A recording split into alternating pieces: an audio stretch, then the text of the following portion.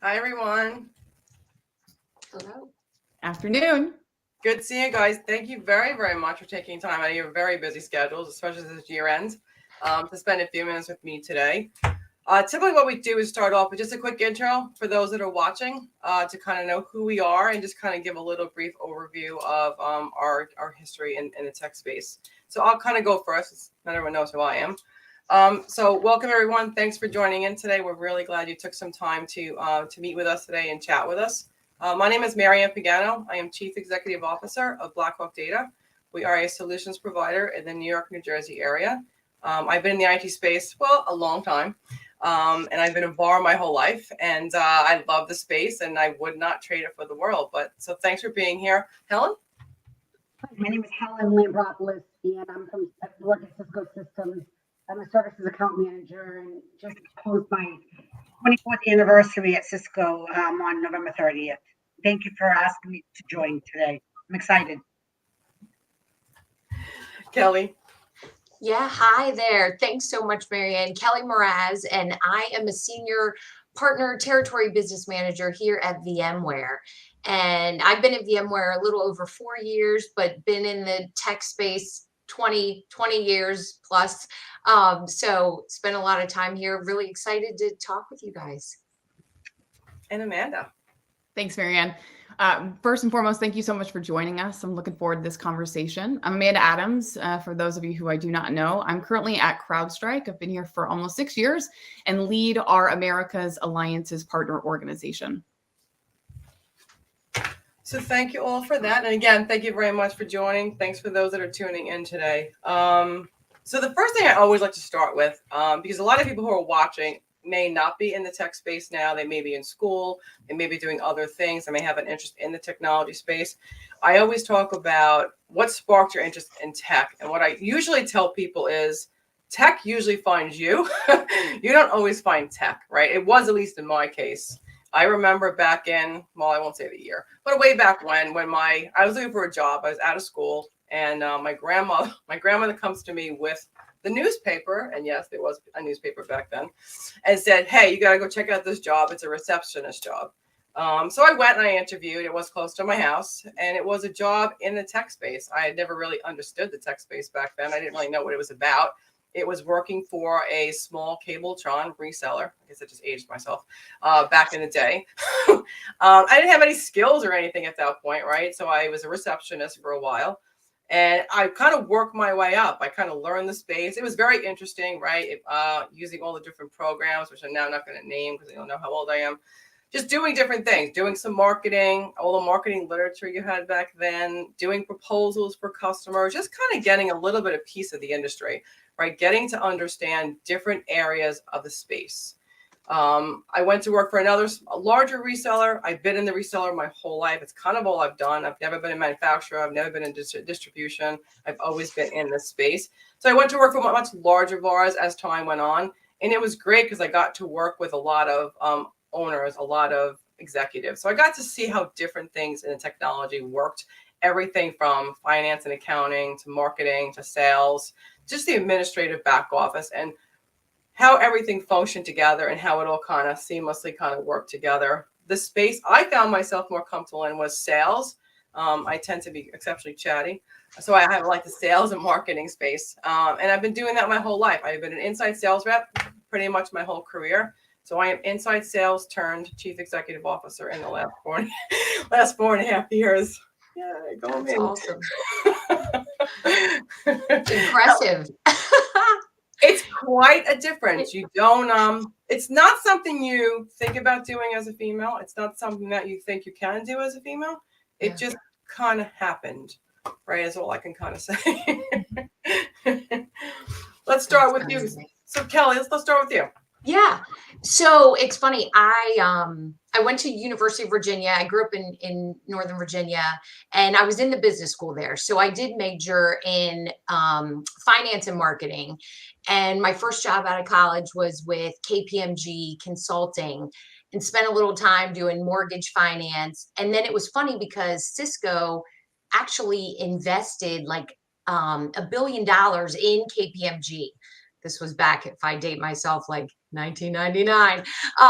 And so it was funny. We had to do all this training on Cisco. And I remember taking it and I was like, gosh, that'd be a great company. And Herndon, Virginia, they have an office. And I saw like a marketing job and ended up applying. I had to fly in like on a red-eye flight. And it was funny talking about Chatty. They were like, I had like 5 back-to-back interviews and they were like, if you're this energetic after like a red-eye interviewing. So I got the job, but it was my first taste like into IT and it was in marketing. And then I had an older sister. She really came from the IT space at a federal reseller partner. And so then after some time at Cisco, I ended up going to work at that VAR. A lot of federal people, GTSI, a lot of people came from that VAR. And it was great. I mean, I learned so much there. To your point, Marianne, you see like all facets of the company. And I did a lot of different marketing opportunities there. And then moved to Brocade. So a couple different chapters of my career, but spent a lot of time at Brocade Communications and then at VMware. So it's been a journey, but I had some different experiences working marketing, sales, partnerships, whether it's OEM, distribution, channel partners, what I'm doing now. So it's been great. But it kind of I had some experience, but to your point, it kind of finds your path and kind of who you know and things like that. So yeah, it does. You don't kind of set out to be IT. It just kind of finds yeah, it in some form or another. yes, exactly. Amanda, how about you?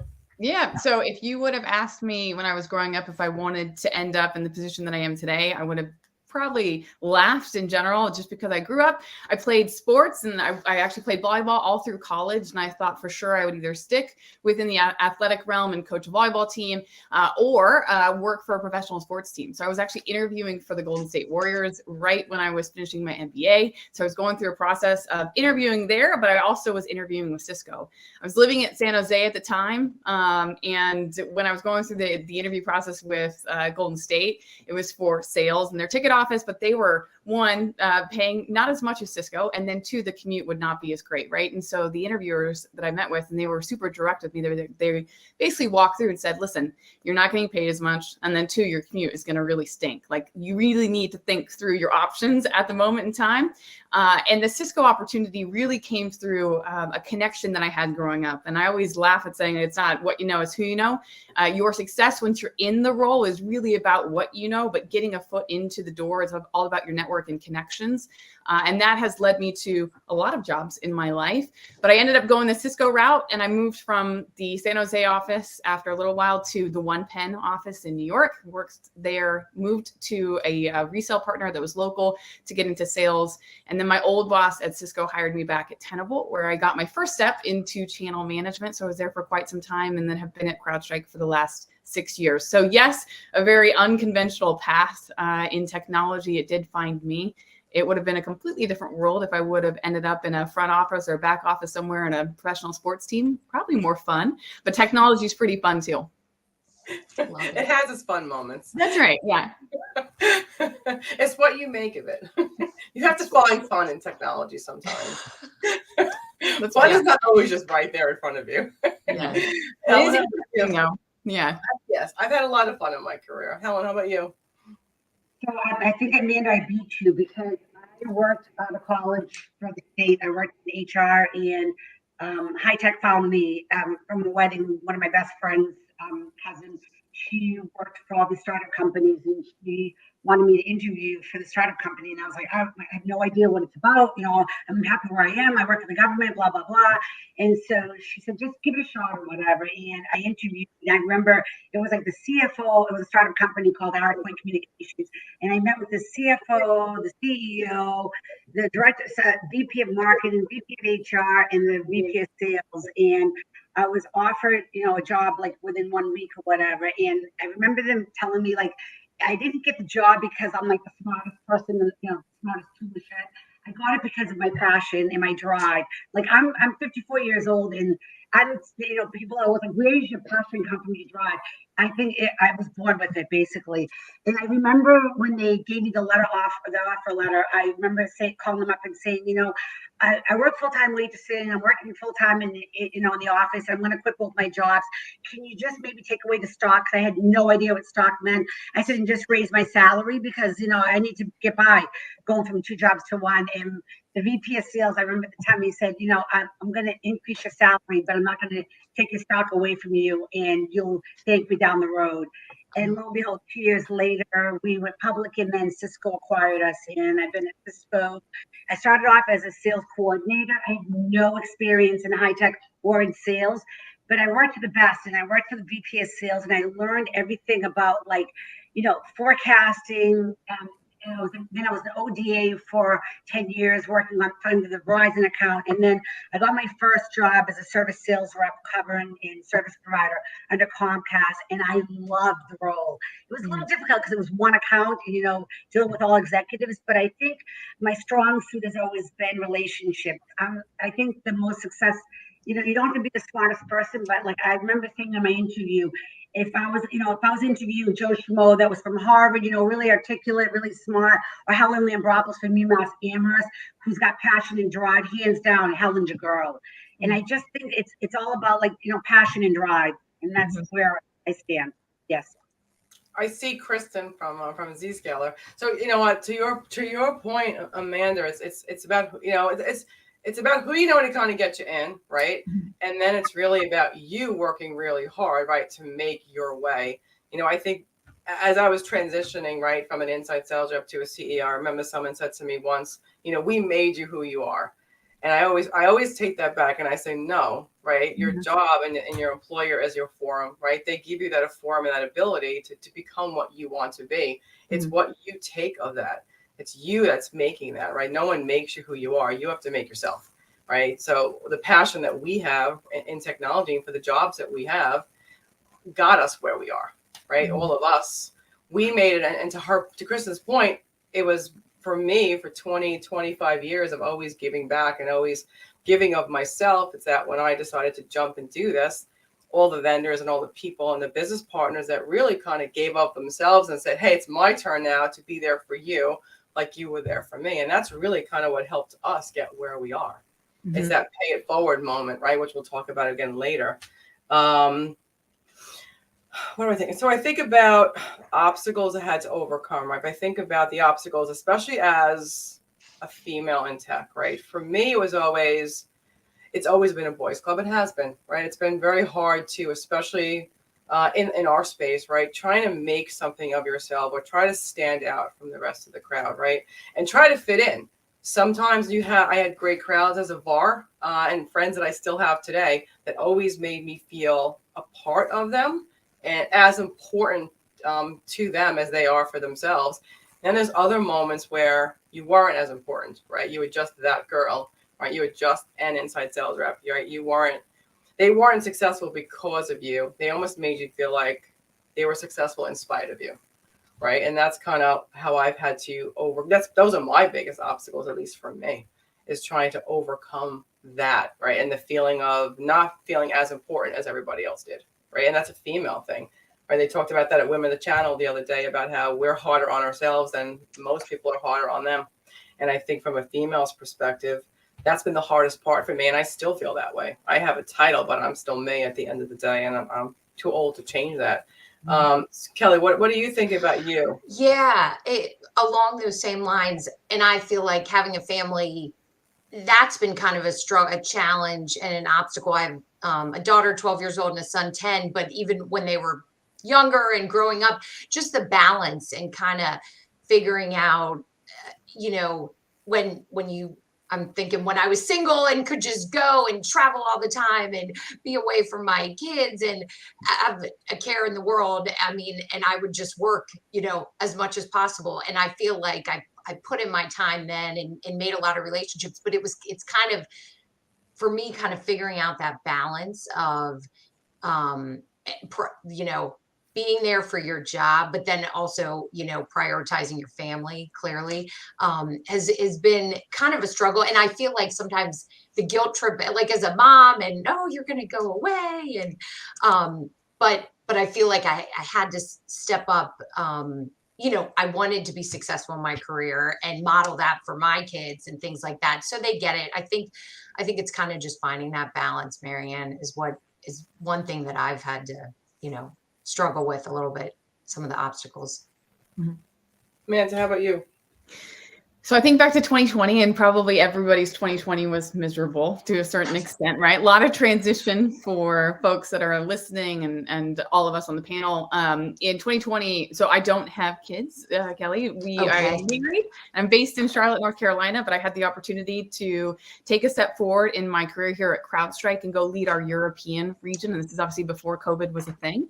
So I actually moved. My husband works for a local partner here in Charlotte, and so he stayed, and we don't have kids. So he was super supportive. He's the best partner that I have, and I love him so much, but he allowed me to go to London. So I moved to London in February of 2020, not knowing that it was going to be COVID, and had the pleasure of leading our European organization for the next almost 2.5 years through what was a global pandemic, right? And so from a challenges standpoint, yes, moving to London without my husband and not seeing him, I think I saw him maybe 4 times in that year, which was really difficult. But then 2, taking an organization and scaling them, not only with hiring folks, but taking Europeans who are very much in-person relationship driven, just like a lot of folks in New York are, to virtual hybrid or remote work, right? So there was a lot of challenges that I went through personally of just having to keep my folks motivated. Also, too, that balance of the personal side of making really a lot of sacrifices of being and building out and putting that career first. So 2020 was an interesting year across the board. If we had more time, I could dig into it, but I learned a lot through those 2 years. It was a great learning experience. And ultimately that sacrifice allowed me to come back in February of this year to come back and lead our Americas organization. So it was helpful in my own career progression, which was great. But yeah, it was pretty challenging. Yeah, that's crazy. Yeah, it's insane. Well, you think about it, right? It's February 2020, right? Who expected, okay, it's just something going on in the world. Who expected what we went through in the last couple of years? Yeah. Absolutely. Wow. And people always ask too, they're like, so you travel a lot? And I said, remember 2020, I couldn't even get into the country. So no. Yeah. You were trapped. Yeah. I remember I started this role that I'm in now. I took this job when I came to VMware. I was across kind of our federal SLED and healthcare business, but then I went into the SLED specific role, and I had a lot of more experience with some of the federal VAR partners that we work with. So when I moved into this, I was like, oh, well, I live down in Maryland. I was like, I'll travel up to New York and meet all the partners. And literally like COVID hit, and it was like, oh, I've got to meet everyone. To your point, such a figuring out the obstacle of Zoom and how to, and build relationships that way, which we talked about is so important. For me, I was like a brand new face to a lot of these partners that then I had to learn to work with. So it's crazy times. No, everyone always said, well, you'll be fine. Just go to all your customers and just sell them remote stuff. I'm like, I've been in business like 5 minutes. What customers? Like, who am I going to call? Like, what do? I have employees, staff, and like, what am I supposed to do with that? So we had a lot of people who jumped up and helped us. And, again, it's all about who you know and who you help. Helen, how about you? So it's just so funny that Amanda said that, because I'm first generation. My family's from Greece, and my father goes to Greece every winter because he drives us crazy. He's 88, still works, paints houses, like one of those crazy Greeks. And we were the last flight that came back to the United States in Boston, and the airport shut down. We were the last flight into the U.S. And I don't think we realized how crazy it was. But what I was going to say is, like, when I'm thinking about like hurdles, and I think 2 things that I think about. The first thing is that I always had this perception that because I work hard and I do a great job, that I would always be taken care of. And my good friend Patrick Morrissey at Cisco taught me a very valuable lesson when I was like, I can't believe it. I just said something, why do I have to say something? I'm not going to get a raise. It's like, stop it. You are responsible for you. Don't expect anyone to take care of you. And that was the biggest lesson I learned. You need to advocate for yourself, whether your wins or losses or whatever. And that was a really important lesson that I learned, because I always expected people to take care of me. I did a great job. And that's just not how it works. You are responsible, to advocate for yourself. I'm a great cheerleader for other people. When it comes to myself, I've always struggled with that. And the second thing is that I've in all candor, I've always felt like maybe because the leaders that I've had have always been men, but I've always like gotten the support from men in my organizations more than women. Absolutely. And I don't know if it's across the board.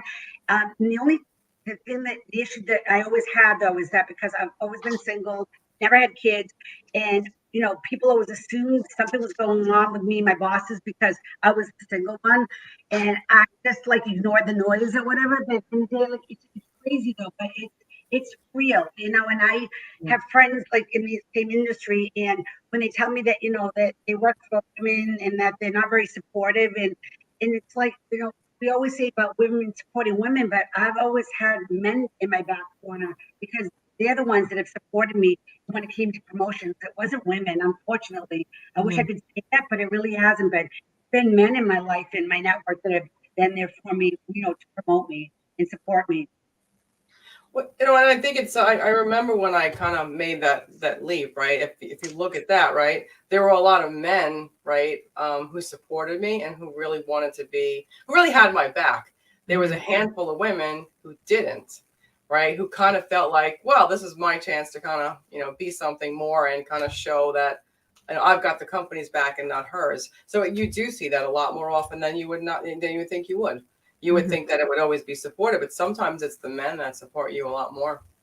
Yes, like almost like women are like, why you and not me? Instead of women like, oh my God, it's great, you earned it or whatever. But I've felt that and I've seen that happen. I think it's sad because I'm always about like, don't hire a woman just because she's a woman. That's an insult to me. You hire the best. I don't care what they are, you hire the best. So I remember someone texted me one time and said, what, you're not going to congratulate me that I hired a woman? I'm like, no, is she the best? They're like, yeah, then yes, congratulations. Don't tell me just because you hired a woman. That's stupid. Like that thinking is out the door or whatever, because I want to be hired because I'm the best one for the job, not just because I'm a woman. That bothers me, in terms of leadership. People get promoted because they're women, because they have to hire a woman. That's so wrong at every level. How would a man feel if he said that, oh, I have to hire him because he's a man? Really? I mean, come on. Let's get back to this is 2022 or whatever. And I just think mentality and thinking needs to change. Well, I think that's important too, right? We've all had to coach other women, right? Coach other people, right? I've had to coach many young girls in my career, right? I always tell them, stand up, right, for who you are, what you bring to the table, right? Don't stand on looks, don't stand on anything else, right? Stand up for your talent, your skill sets. I mean, there's got to be women that, between Kelly and Amanda, you guys have had to nurture and kind of teach along the way too. Absolutely. Kelly, go ahead. And then you go ahead, Amanda. So the biggest thing is that I've seen, I think there's differences, and it's probably across the org, but when I was in marketing early on, I didn't see it as often with like the female aspect, and then coming to sales, because we feel like there's limited seats at the table, we end up fighting each other for the 1 or 2 seats that are at the table, which is an issue. But on the second side of the men supporting, I think the biggest thing and the advice that I always give to folks who are early in career, or even just people in my organization, is that beyond having a mentor, you truly need a champion and somebody who's responsible and sitting in the room that have the ability to understand either roles coming up or speak for your own brand and say, hey, you know what, Amanda would be great at that role ahead of time, right? Like usually roles are created when we're thinking about next year's planning with leaders. Having a champion that sits at that table when you're not in the room is really important. And everybody, all the females at our organization can have a champion. They just don't technically think through that. They think having a mentor is a great option, but you really need those advocates, which it sounds like, Helen, you've had along the way. And I think is a really, really important aspect to your own career progression and success. Yeah, I completely agree with you. I think I've had a lot of men supporters too, and I've had great women mentors that I've looked up to and kind of model myself after. But sometimes it does a little bit of confidence, like, Kelly, you'd be great at that role. Like you can do that. Like having that champion that would say, this is meant for you. Cause I feel like that's one area I'm like, oh no, that's too much. No, you're doing half of that already today, whether it's a men or women. I think having those champions. Yeah, for sure. That's right. So Kelly, there's a lot of questions on the panel. Yeah. About so You're the only one on the panel with children. I know, that's crazy. I am. So you're gonna have to answer the All questions right. about women and being a mom first, right? Yes, and I know, and that's and it truly is. It is such a struggle because I'm of the mindset, and it's so great at VMware. Like my boss now is like family first, and I mean, I think I've kind of experienced that anywhere. Like whatever you're going through in life, or what, and VMware has like a great maternity and even paternity leave. I'm like, this is great. I might have had more kids when I first joined to get like 18 weeks or whatever they give now. But it truly is that like balance. And I wouldn't say that's like held me back maybe from even higher leadership roles, but sometimes I'm like, just at my level where I am and kind of an individual contributor, just responsible for myself and like my team and doing a good job, lets me kind of have that great balance. I feel like, and spend time with my family and not feeling like Amanda, at your level, like I have a whole team to oversee and they might need me at any given time. So it's just it is a hard thing, and every person's different. And I feel like I'm at a great place in my career where I'm just happy with where I'm at. I mean, you always want to grow and learn, and I love the forum we're in today and doing more and inspiring people. But I do have my family that I'm like, okay, they do come first, so I'm gonna make sure like they're always a priority, over work. And the COVID thing with travel, Marianne, just kind of along those lines has been a nice, I mean, I was on the road a lot more, and that little bit of guilt, like you're going away again. So it's been a nice balance. It's nice to have a little bit of flexibility, still get out now and see people more, but be able to do a lot more remote where you're not on the road every single week. So just on that real quick, if I can add, Marianne, is that from like a setting your own boundaries and work-life balance. One work-life balance really doesn't exist because you're responsible for your own schedules, especially COVID times when we're all working remote and we're not in an office from 9 to 5. It can bleed into your life, right? If you don't have kids, if you have kids, if your schedule can overwhelm essentially. And so making sure, and this is what I tell my own employees, is that making sure that you set boundaries for carving out time, making sure that you log off at a reasonable hour and that you don't work super late. Like ultimately, just like Helen, you're your own advocate. You have to set boundaries for that. And I think it's okay to do that with your own internal teams and your partners and your customers. So smart. I think it was easier for me when I was a contributor and not a CEO with a staff. Totally. You have to be available, right, Marianne? Kind of. If something blows up, they need you and your guidance. But Amanda, you're spot on. I mean, you got to have your own well-being, and be your own champion of what your boundaries are. That's right. I mean, Helen and I, we have to go make dinner too, right? So I got to log off and then I'll come back. But I'm just setting those boundaries. That's all. Yes. Listen, I made potatoes at 5:30 this morning, so I can have them ready for tonight. Crock pot. The crock pot has been my best friend for a super long time because, when I was on the road a lot all the time, my husband always be like, do I take the plastic off the chicken before I put it in the oven? It's like, yes, you take the plastic off. So I've learned to crock pot a whole lot of my day. And so I think one of the things that I always think about is, for me, like, what have been like my greatest challenges or my greatest reward, right? If I look at reward, it's been my career. I've made a lot of friends, obviously Raj Patel, we're friends with a lot of people, right?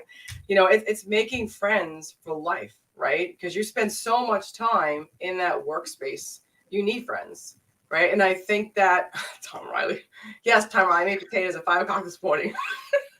It's making those friends forever, right? People that you could turn to, right? So for me, like, one of my biggest rewards has been the friends that I've made over the 25 years in the industry. I told you, Helen, the other night, I ran into Tom Ulrich and all the guys over at the Cisco Pat Finn thing, and all those people I've known for 20 years, and you're still, loved by them. You still love them. You're still friends. I think for me, that's been my biggest reward. Listen, building a business is a reward too, to see it go from zero, like when I say zero, I mean zero, to what it is today, is a very big deal. But I think for me, it's my reputation has been my biggest reward for me.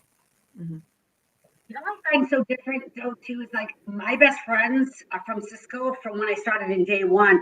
But the world has changed, and so like we did a sleep out. Cisco supports the Covenant House, and we did a sleep out, and I was like one of the speakers, and I just said, especially for all these people that were hired during COVID, like there was something about being in an office. Like back in the days of Lexington, you had to be in the office on Monday, or there was no IP address or whatever.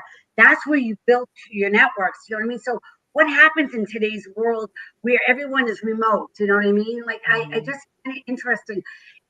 Like I mean, like, are you going to build the type of friendships in networks that you have like back in the day that we started in this industry? Because my network is the strongest. They're just as supportive as my own family and my friends that I've grown up with. And I was just curious because I guess none of us have been. I don't know, Amanda. Like, how does it work in today's world? Like, how do you build a network when you're working remotely? I'm just curious.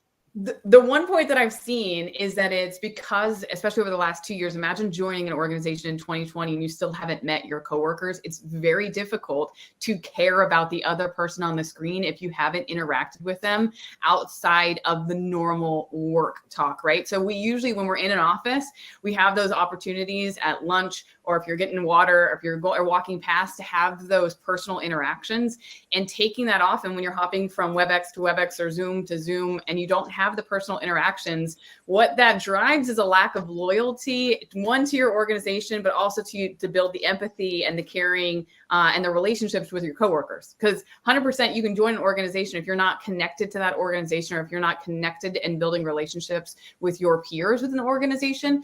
If another job offer comes along, you'll probably get pulled faster than you would if you were actually based in office. Now, I am not for all office work. I'll say that. I will not be going into an office full time. I love the hybrid work of being able to be remote first. I'll say that.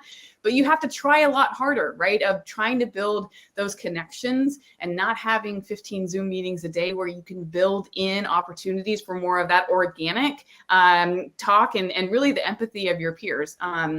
I think as a leader, building in budget for offsites or QBRs or fun activities with your teams to drive that is really important. And something that, given our economy, it's like making sure that we include that in the budget as leaders is really important, so that folks actually stay with your organization. But you're spot on. If not being in an office, it's hard. You're not going to have the same relationships. And then people basically will get to know you for the brand and what you deliver for your work, right? Not necessarily who you are as an individual. So it's just a different experience across the board.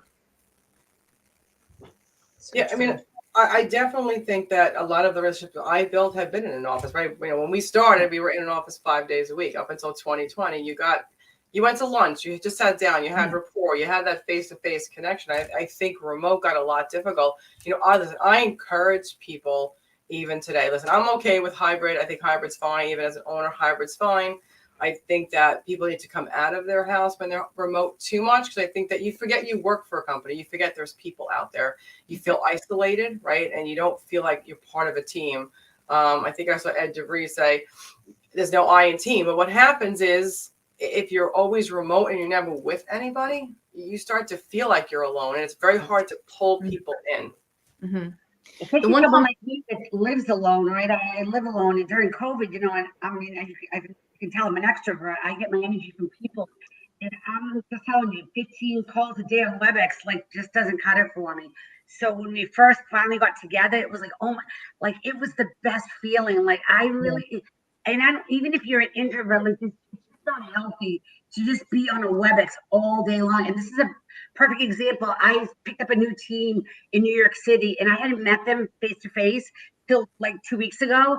And let me just tell you something, what the difference is between I really got to know them, you know what I mean? And even though we were on WebEx every day, it is nothing about being in person with someone and meeting them is really so much more.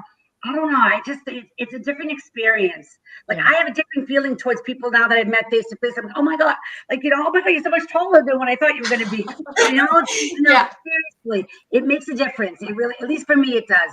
For me, it hands does. down. Totally. Yeah. I was with a team last week, and it was like I hadn't seen a lot of those people in the 2 years I had this role, and it was so great. And you can't replace the conversations and the relationship building through Zoom. I mean, you're spot on. WebEx. WebEx. Yeah, WebEx, sorry, Yeah. WebEx. Yeah. Agreed.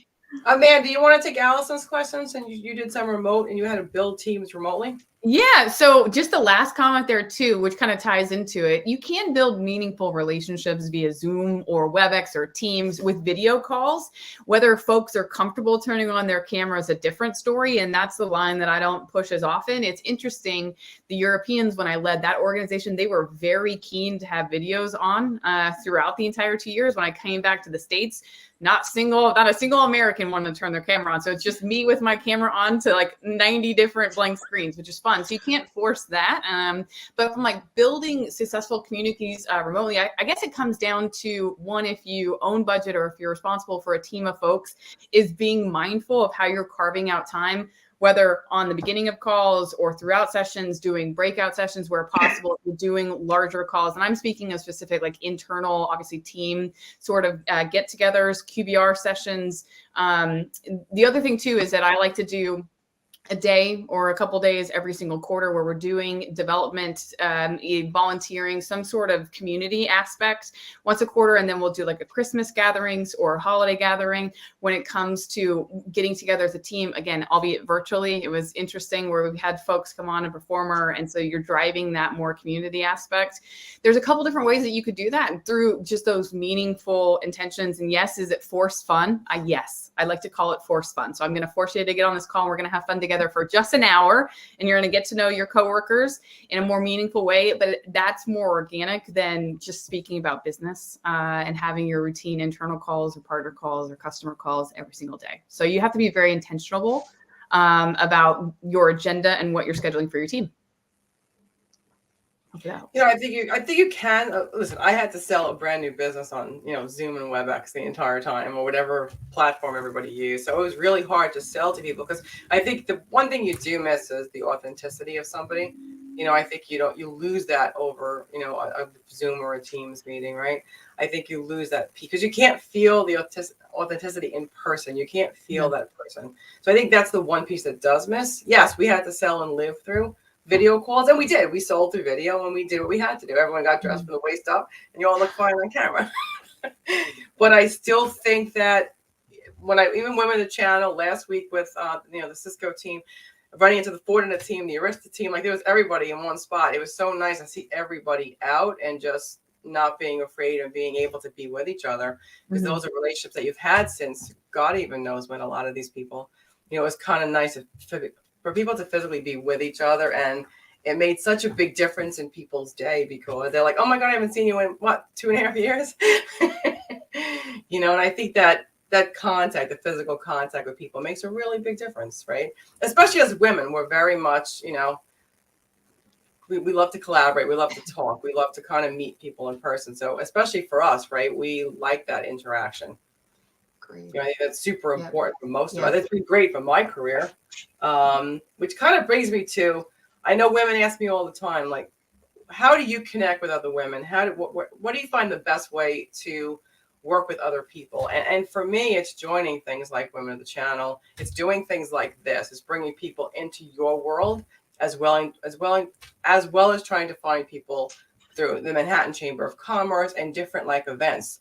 Do you guys have any suggestions of how you've met people and where other women can find other women to kind of work alongside or learn from? It's a hard question because there aren't that many.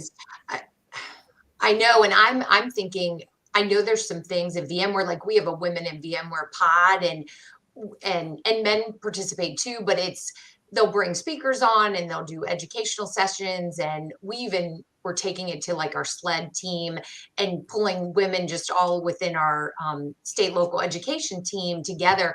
And it was awesome. Granted, that's like internal of VMware, and I'm appreciative of the forum that's there for that, Marianne, because you're right. Besides Women in the Channel, I don't know how much other opportunities are out there to connect with each other. That's why what you're doing is great, bringing us all on here. Amanda, you might, I don't.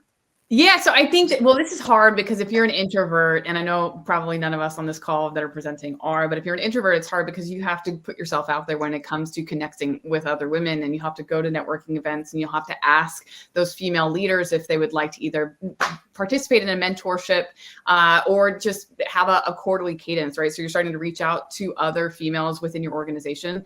I know that's a lot, right? So if there's the ERG groups or the internal groups that are women of CrowdStrike or women of VMware or women of Cisco, I know that there's some great groups internally that you could start just from a connection standpoint, the local networking events. My 2023 resolution is actually to get closer and tighter aligned to the Charlotte Women's in Technology group, just because I have built a network outside of Charlotte and I live here. I've lived here for almost 9 years and I know maybe 10 people locally. So we're going to expand that. I'm going to be intentional about meeting other females and giving back to the local community for next year. And it's honestly just looking at ways to mentor, ways to volunteer, ways to participate on panels like this, Marianne. And I think, one, thank you for providing a forum, because this is a great avenue that's on LinkedIn. And folks, if you're able to reach out, like, happy to have a conversation to connect. And if there's any questions, like, I would always love to be a resource for other women within our industry. So I told you 45 minutes would go fast. We're down to 4. I'm always afraid we'll never fill the airtime. Then it's like, oh God, I only have 3 minutes left. So I want to talk about the Mahima Foundation as well. For 2023, for me, what I'm looking for is always company growth and job stability for my staff. But for me, it's giving back and finding different ways to make it more about not just the business and me, but about others, right? A lot of us know Raj Patel from VMware, previously from Cisco. He has the Mahima Foundation, which helps kids and then they go to school. And yes, I know there's a lot of kids in the U.S. that need help too. It's about helping our community in tech. And that's one thing that we've been doing a little bit of in 2022. In 2023, we'd like to do a lot more giving back.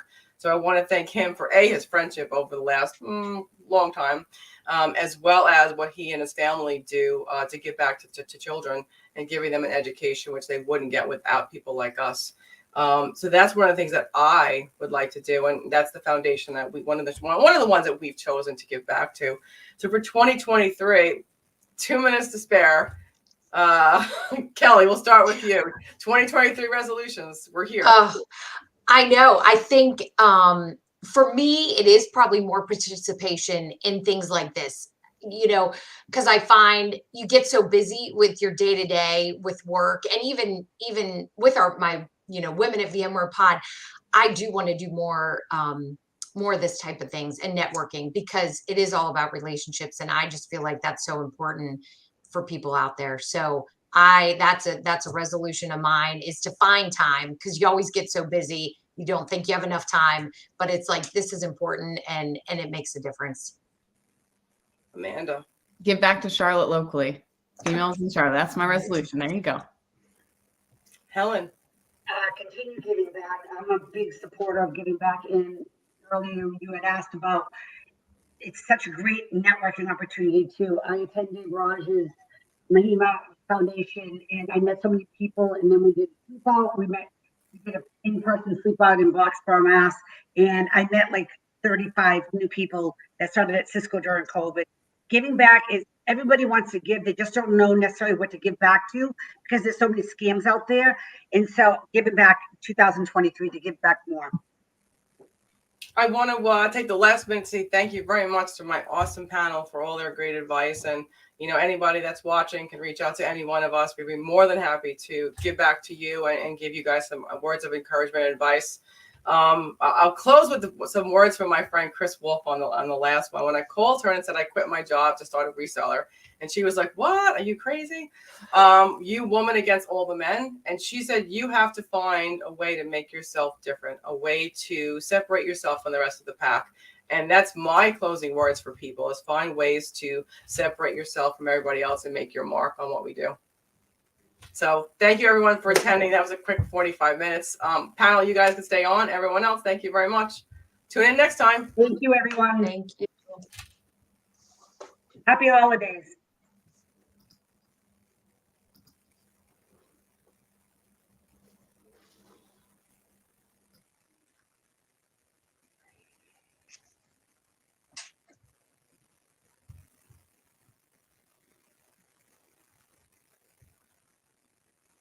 Grady, where'd you go?